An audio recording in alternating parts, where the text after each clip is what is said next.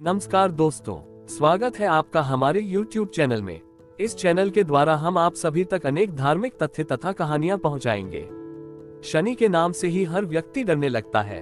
शनि की दशा एक बार शुरू हो जाए तो 7.5 साल बाद ही पीछा छोड़ती है। लेकिन हनुमान भक्तों को शनि से डरने की तनिक भी जरूरत नहीं। शनि ने हनुमान को भी डराना चाहा, लेकिन मुंह की खानी पड़ी। आइए जाने कैसे। महान पराक्रमी हनुमान अमर हैं। पवन पुत्र हनुमान रघुकुल के कुमारों के कहने से प्रतिदिन अपनी आत्मकथा का कोई भाग सुनाया करते थे। उन्होंने कहा कि मैं एक बार संध्या समय अपने आराध्य श्री राम का स्मरण करने लगा तो उसी समय ग्रहों में पापग्रह मंद गति सूर्य पुत्र शनि देव पधारे। वह अत्यंत कृष्ण वर्ण के भीषणाकार थे। वह अपना सिर प्रायः झुकाए रखते हैं। जिस पर अपनी दृष्टि डालते हैं वह अवश्य नष्ट हो जाता है। शनिदेव हनुमान के बाहुबल और पराक्रम को नहीं जानते थे। हनुमान ने उन्हें लंका में दशग्रीव के बंधन से मुक्त किया था। वह हनुमान जी से विनयपूर्वक किंतु कर्कश स्वर में बोले, हनुमान जी, मैं आपको सावधान करने आया हूँ। त्रेता की बात दूसरी थी, अब कलियुग प्रारंभ हो गया है। भगवान वासुदेव ने जिस क्षण अपनी अवतार लीला का समापन किया उसी क्षण से पृथ्वी पर कली का प्रभुत्व हो गया। ये कलियुग है। इस युग में आपका शरीर दुर्बल और मेरा बहुत बलिष्ठ हो गया है। अब आप पर मेरी 7.5 की दशा प्रभावी हो गई है। मैं आपके शरीर पर आ रहा हूँ। शनिदेव को इस बात का तनिक भी ज्ञान नहीं था कि रघुनाथ के चरणाश्रितों पर काल का प्रभाव नहीं होता। करुणा निधान जिनके हृदय में एक क्षण को भी आ जाते हैं, काल की कला वहाँ सर्वथा निष्प्रभावी हो जाती है। प्रारब्ध के विधान वहाँ प्रभुत्वहीन हो जाते हैं। सर्व समर्थ पर ब्रह्म के सेवकों का नियंत्रण संचालन पोषण प्रभु ही करते हैं। उनके सेवकों की ओर दृष्टि उठाने का साहस कोई सुर असुर करे तो स्वयं अनिष्ट भाजन होता है। शनिदेव के अग्रज यमराज भी प्रभु के भक्त की ओर देखने का साहस नहीं कर पाते।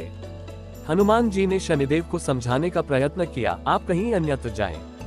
ग्रहों का प्रभाव पृथ्वी के मरणशील प्राणियों पर ही पड़ता है। मुझे अपने आराध्य का स्मरण करने दें। मेरे शरीर में श्री रघुनाथ जी के अतिरिक्त दूसरे किसी को स्थान नहीं मिल सकता। लेकिन शनिदेव को इससे संतोष नहीं मिला। वह बोले, मैं सृष्टिकर्ता के विधान से विवश हूँ। आप पृथ्वी पर रहते हैं, अतः आप मेरे प्रभुत्व क्षेत्र से बाहर नहीं हैं। पूरे 22.5 वर्ष व्यतीत होने पर 7.5 वर्ष के अंतर से 2.5 वर्ष के लिए मेरा प्रभाव प्राणी पर पड़ता है, किंतु ये गौण प्रभाव है। आप पर मेरी 7.5 आज इसी समय से प्रभावी हो रही हो। मैं आपके शरीर पर आ रहा हूँ, इसे आप टाल नहीं सकते। फिर हनुमान जी कहते हैं, जब आपको आना ही है तो आइए, अच्छा होता कि आप मुझ वृद्ध को छोड़ ही देते। फिर शनिदेव कहते हैं, कलियुग में पृथ्वी पर देवता या उपदेवता किसी को नहीं रहना चाहिए।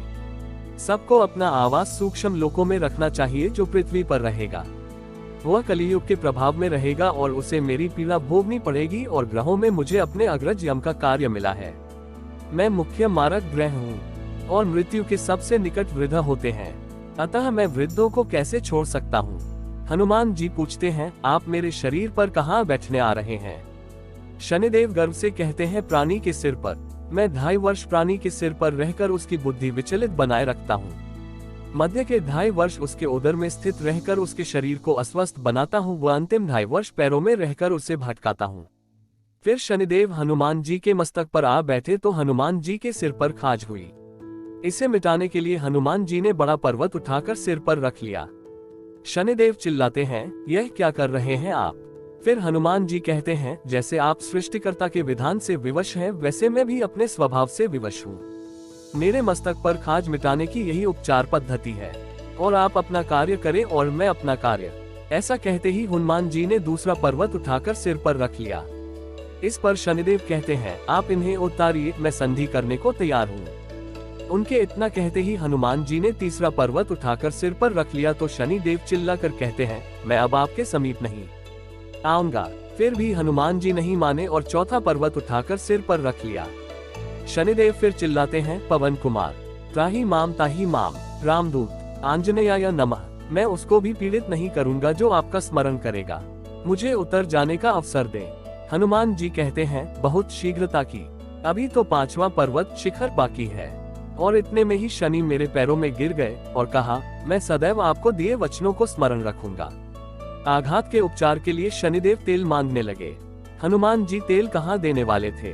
वही शनिदेव आज भी तेलदान से तुष्ट होते हैं। धर्म तथा वेदों की और कहानियां सुनने के लिए वीडियो को लाइक कीजिए और हमारे चैनल को सब्सक्राइब कीजिए। जय बजरंगबली।